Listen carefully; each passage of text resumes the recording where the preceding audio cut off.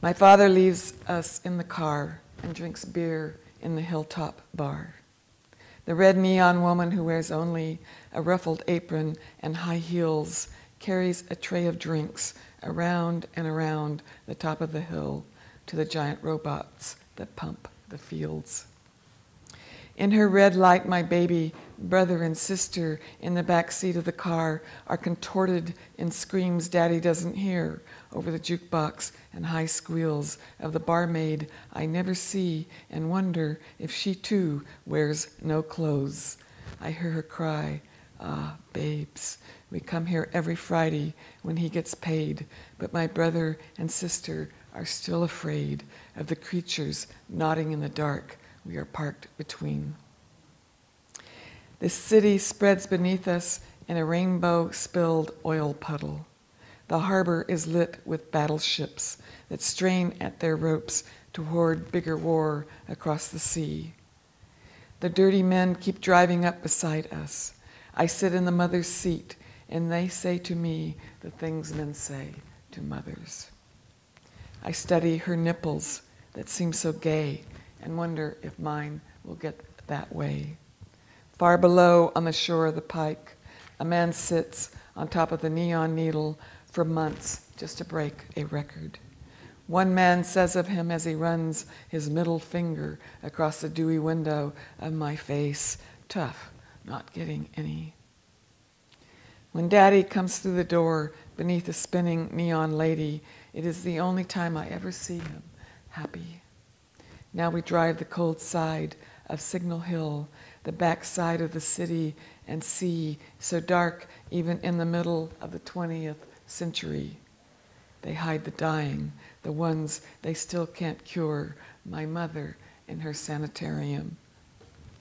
We drive across the starry oil fields to her window where she lies in the contagion ward we kids cannot go near. My father taps on the dark window, and soon my mother lifts the pane and puts her porcelain hand out into the dark for him. He puts one of his on one of her large breasts that are not like the red neon woman's, and sometimes lays his head on her white arm that knows no sun, and between the groans of the field, letting go its oil, I hear him sigh, "Oh, honey," and sometimes, "Jesus."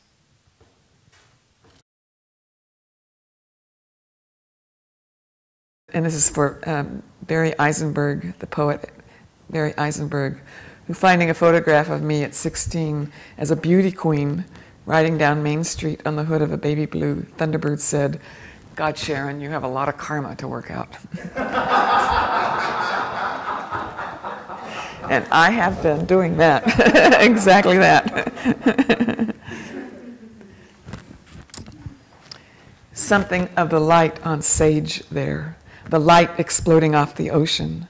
Something of the burning light pouring onto the hills, hurling back down the canyons as flame, and the beautiful stars running into the light, and the beautiful stars running out of the light from reeling earthquake, live oak, and the rampage of ice plant.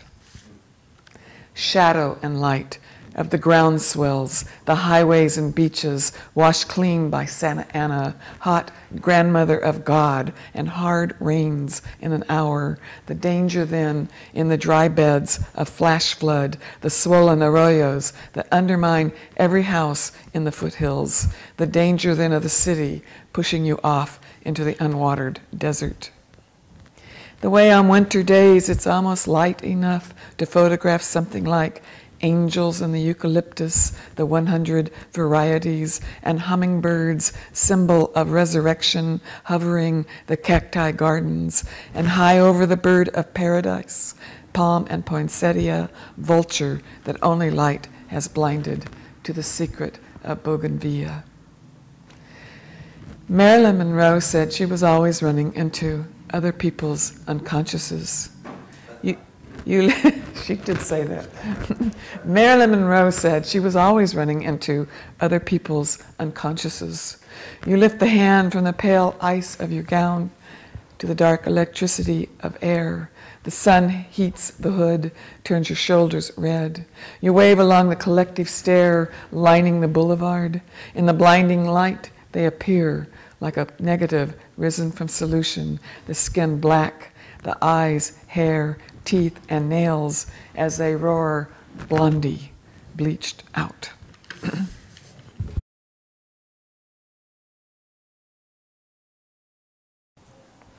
I was dead wood, forsaken on a wall, like a difficult fiddle without music. As you said the day you met me, you took it off a wall. Years it hadn't been played, years you hadn't played. You bent yourself to me in just this shocking manner, a new way with an old song. Your hands flying, root and stem light bolts to my water, and pumped with astounding precision a tune, the terror and beauty from me.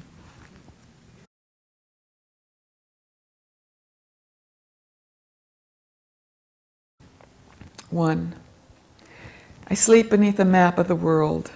The world glows in the dark. In the furthest place, the northern lights bear down. In the morning, I will bear down this thing, this fish swollen in the sea, glowing beneath love. Canada and Alaska yearn over me for the Orient. China, as if in flight, flees the map. You must walk south from the dead center, the U.S. The eyes, the heart, the feet must follow the drift to the east, Antipodes, Tierra del Fuego, the delicate fire in this painting. Oh, island, oh, little land, I see your journey on my water's swift current. Tomorrow I will open, the axis will tilt, the earth will quake, and he and I, two lonely gods, will suck you from gravity. But I hear, little spirit, your suck, the great song, Corazon, your heart, and the world glows. Corazon blue, Corazon red, Corazon negra. 2, tomorrow I'll break.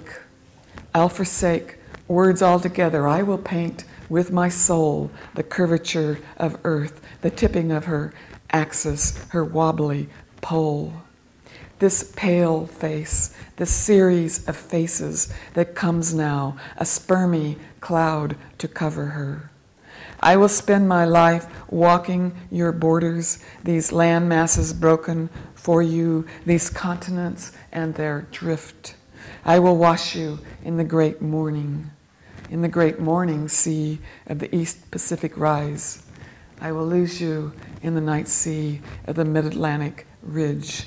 You will be unknown in the west wind drift.